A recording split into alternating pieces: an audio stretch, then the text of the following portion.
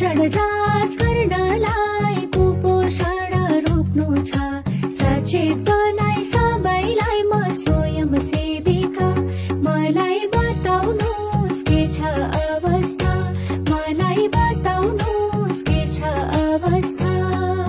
दुब्लो रुन्चे बच्चा छ, खाना नि नखाने, रंग फेरियो कपालको, हाड छाला देखिने, के भएको हो यो? मेरो बच्चालाई लाग्यो कस्तो रोग, मेरो बच्चालाई लाग्यो कस्तो रोग। पाखुरालाई नाप्दा त रातोमा देखियो उचाइ र तौल पनि, जाँच्नु पर्ने भेटियो ख्याउटेपन हो कि? चाँडै उपचार गर्नु पर्छ नि, चाँडै उपचार गर्नु पर्छ नि। ए दिदी यो उपचार कहाँ कहाँ पाइन्छ?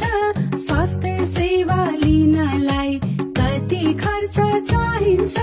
भनिदिनु न है, अब के गरौँ थाहा छैन खै, अब के गरौँ थाहा छैन खै।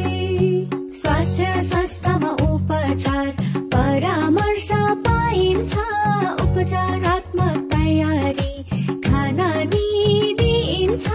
नआत्तिनु है, सेवा निशुल्क हो लिनु होला है, सेवा निशुल्क हो लिनु होला है।